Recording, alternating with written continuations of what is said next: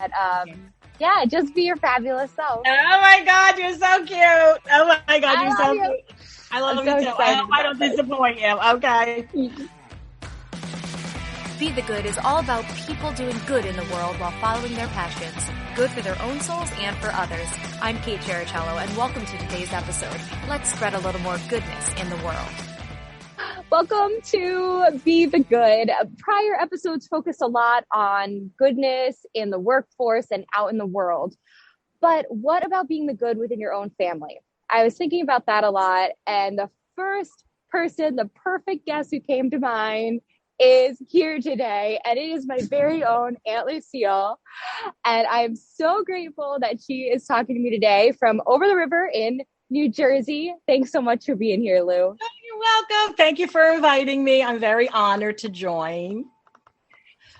So, Lou, I'm going to ask, I usually do 5 questions. I'm going to combine the first one. So it's going to be 4 questions. You can answer them however you'd like. And just for the listeners / watchers, Lou is my dad's little sister. My dad is the middle of 3. And so Lucille is number 3 of those 3. And Lou, my first question is, what is your story? You can answer that however you'd like, but just tell us a little bit about your background to where you are now. Okay. Well, I hope I keep it concise because I do like to go on. But as you said, I'm the youngest of 3 children. I have 2 older brothers that are 8 and 10 years older than me. So in many ways, I'm the youngest. And in many ways, I'm the oldest sister. So I had a unique situation. And fortunately for me, my brothers treated me like one of them.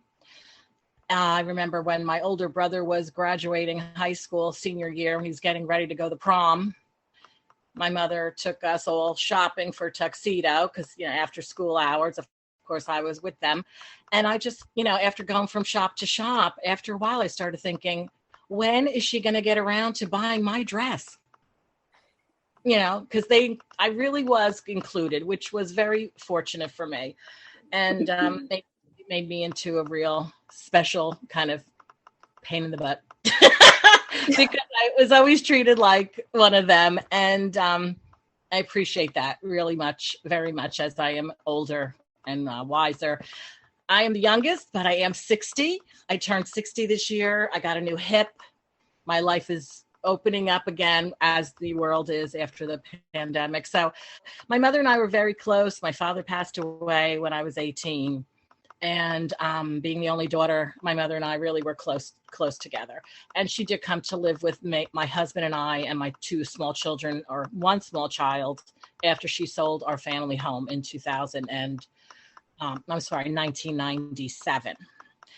So for 6 years, she lived here with my husband and I and our oldest. And we were very, very close. I always knew because I had old parents that I would take care of them when they were older. And my children saw that. And perhaps they'll do the same, or perhaps they'll move to California. I don't know. But it was really a beautiful time in our lives. It was 6 years. And my son was born in that time, and he's the middle child. Our oldest is Rachel. She's 26. Our middle son she's 25. Our middle child is Luke. He's 23. And our youngest is Sarah. She's 19. So they were both born while Grandma lived here. And it was really a special 6 years of our lives. A lot of things happened.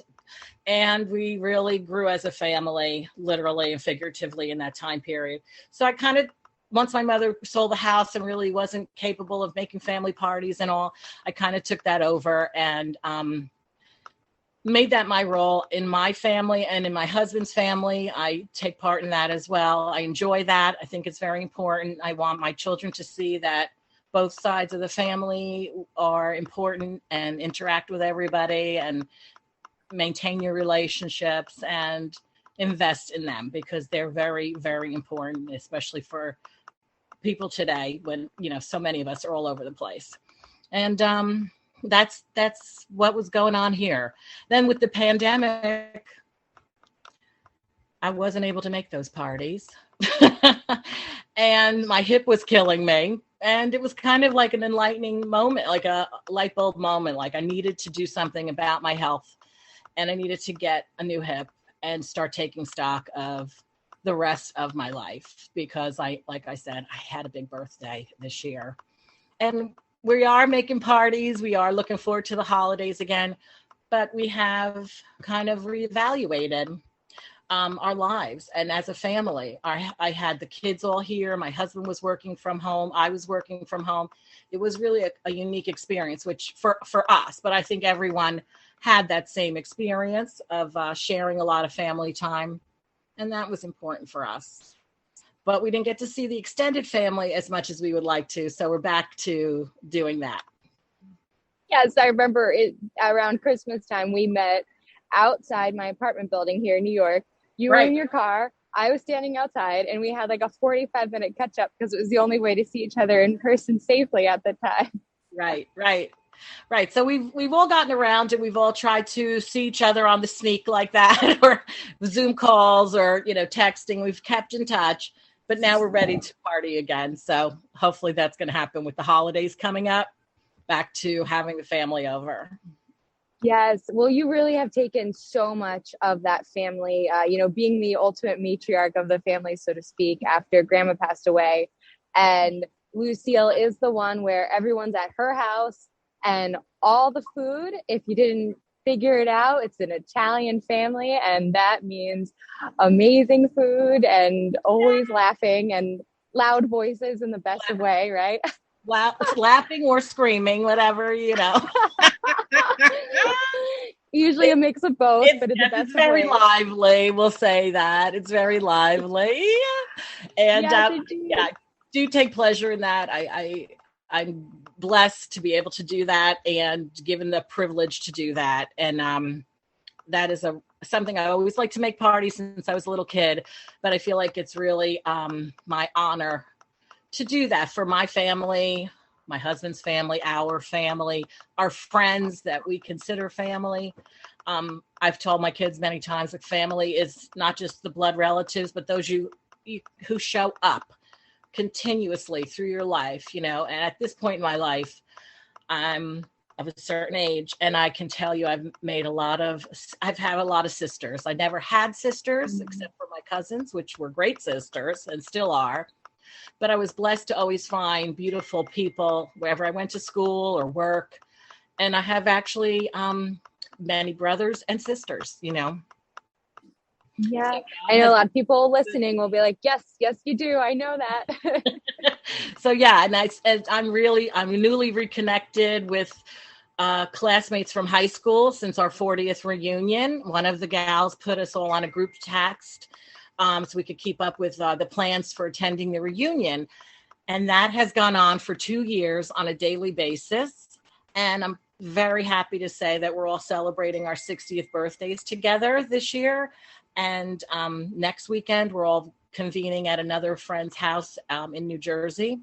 We were at one in Cape Cod a couple of months ago. And for me, I feel like that's a sisterhood that I wish everyone could say they have at my age or younger or any time in their lives. If everyone could have gone to a high school like I went to, they would be truly blessed. It was a great place, and it fostered some beautiful friendships. We all respect each other. We know each other since we're 14, and we haven't changed much, maybe physically, but we're still that same kid. And we all have still love and respect for each other. And it kind of chokes me up because it's really, it's beautiful that we have this after 42 years.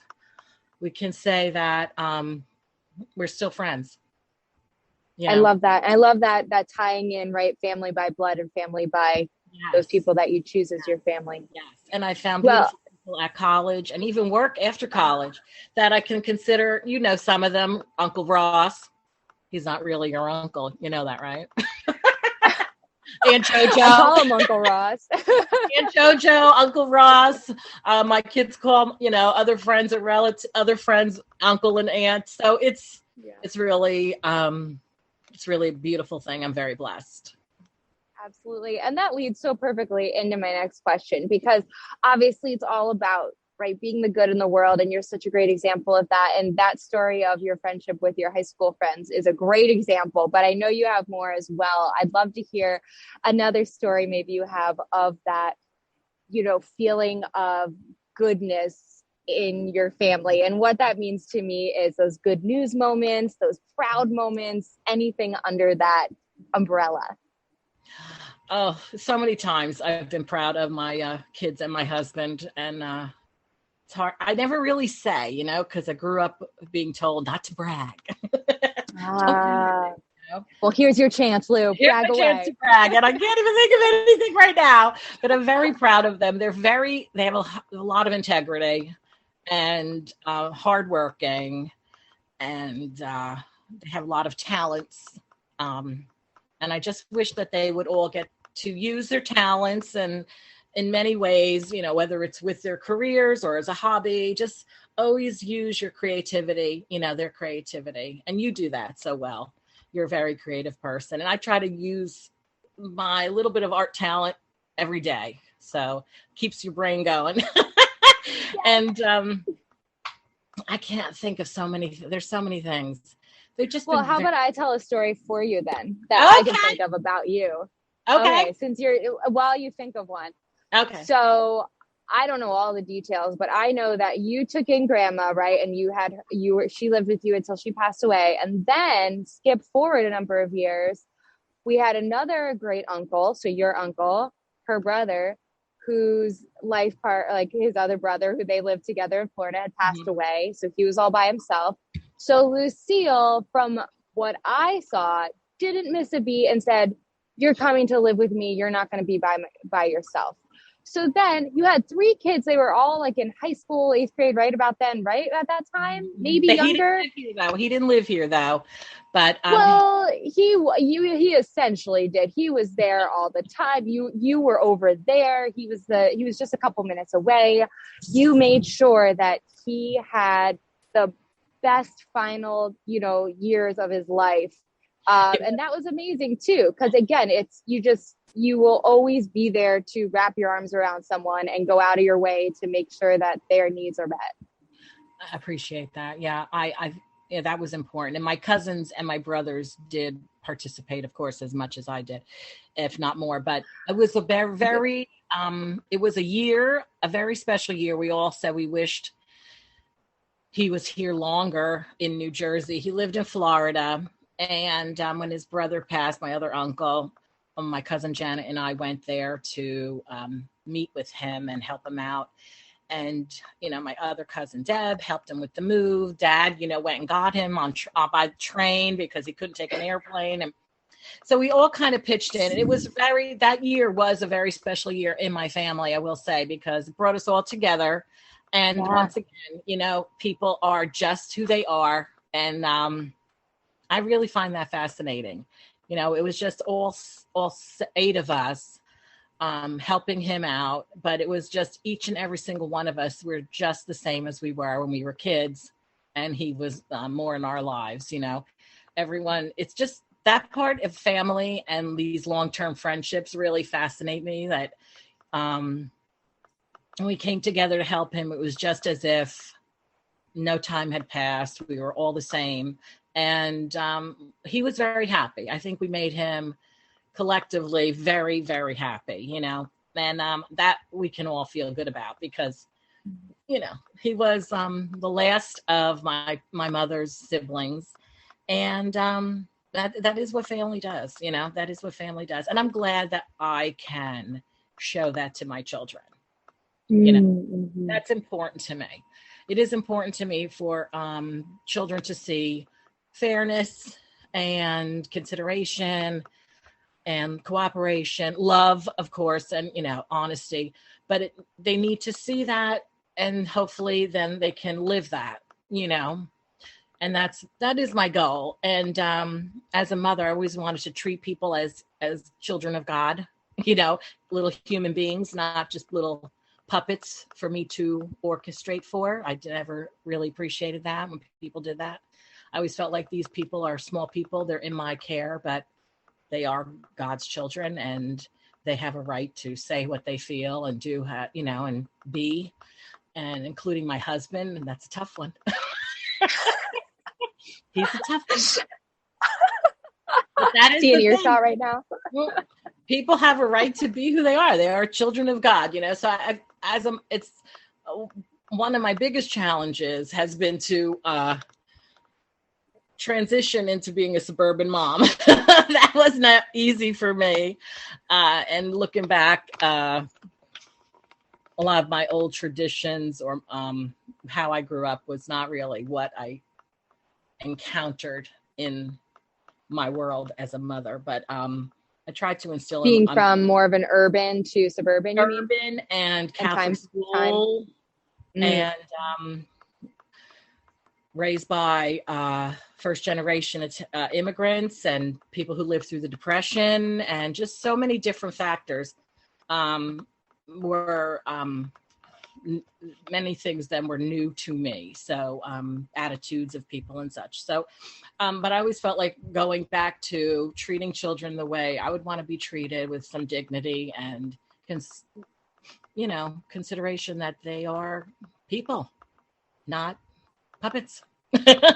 So I've tried to instill that in my children, to be straight up, honest, decent, and have some integrity.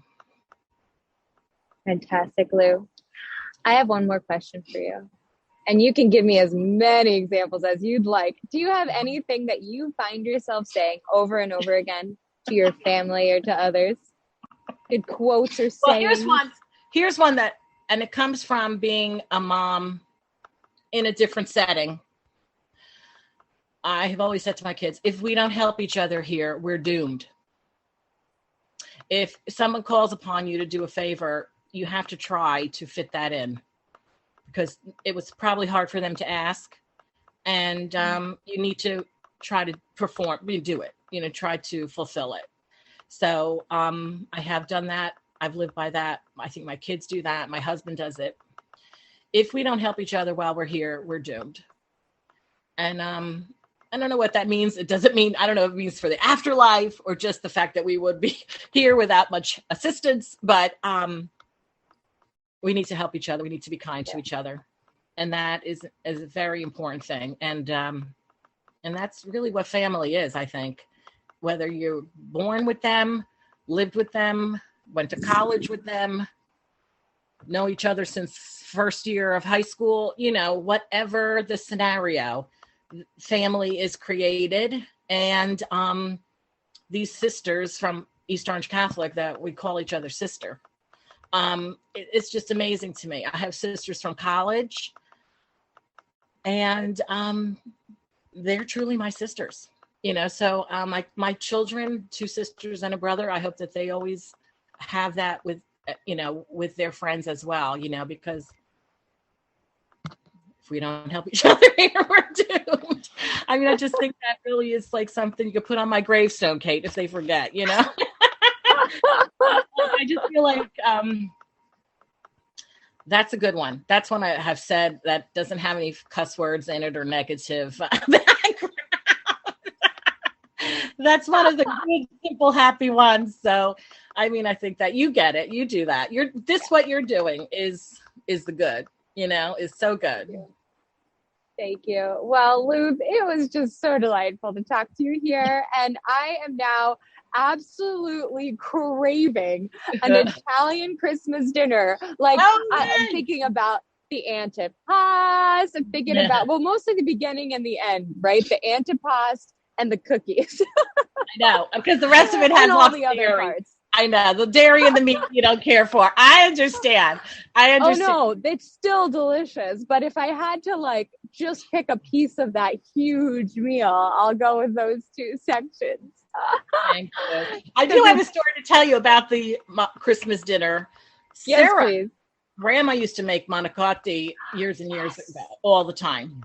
And my Aunt Phil used to make it for her family for Christmas when they, stopped making Christmas altogether. And my cousin Carol took over the tradition. And my mother was making it the Christmas that Sergio came over for the first time. And he said, in my region, we really don't have meals with ricotta cheese. They don't use ricotta cheese too much. So my mother took that as her out.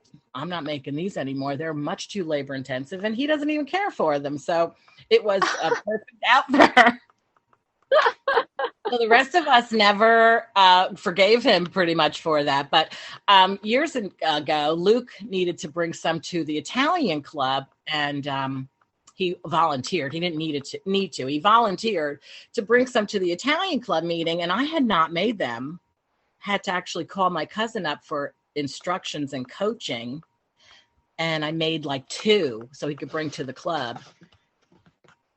And he said, I want these for Christmas from now on, because he heard the story of how they were always on our menu, and until Dad messed that up for us. So we got them back on the menu, and I was never really that confident making them. And one year, I think Sarah might have been 10, 11, 12. She just said, Mom, move over. And she took over the process. So Sarah's been making the manicotti for Christmas for like 5 or more years now. And that's the story of Grandma's special Christmas main dish. The rest of it, I never heard that part about Sergio and saying no to it. Yeah. Yes. And Dad and Frank, and we're looking at him like, what are you doing? What are you saying? What are you doing to us? So Grandma really was like, if I'm not going to make this stuff to make a man happy, what's the point? That was, So she stopped making them because they were very labor intensive for her, at least, and they weren't easy. But Sarah does them with ease, and that's a great thing. And they're like artwork. I mean, she makes them from scratch. It's amazing. Yeah. So there you go. Anyone listening can call up Lucille and Sarah and get that recipe. The recipe. Grandma would be so pleased. And that would be so terrific. Yeah, I'd be happy to share the recipe. And the cookie recipes too. Maybe that could be part of this. And that's how I can really contribute. Because my stories, I don't think are that fascinating. But the recipes, they might be really terrific. I love it all, because again, it's real. It's about the power of those things that we don't even think about on a daily basis sometimes, right? The just how you interact with those people that you live with. And if it doesn't start there, it's not going to go anywhere else, right? So and that's so really important. That my kids got that. I mean, a friend of mine said when my mother died, I said, I hope my kids realize what we did taking Grandma to live here with us and how special it was. And she said, they might not remember the pattern on the wallpaper, but they'll remember there was wallpaper, and I just thought that's very interesting, but what I want, I don't necessarily expect my kids to do that because I did that. That's not the point, but just that they learn how to love, and love each other and do for people what you can, and that's how you create family. So says I. So beautifully put. I mean, that's what I think. That's what I was taught to believe, and I saw it, and I try to do it. Yeah, Lou, that's perfect. Thank you, thank you, thank you. Thank you, honey. This was really a delight, and I'm so excited to see the finished product. Thanks so much for listening to Be the Good with Kate Cherichello. Whether you're listening on YouTube or via podcast, it would mean the world if you liked, subscribed, and or left a review. You heard about the good? Now go out and be the good in your life this week. If you have stories of good news that need to be shared, please send me a message. Thanks again, and have a great week.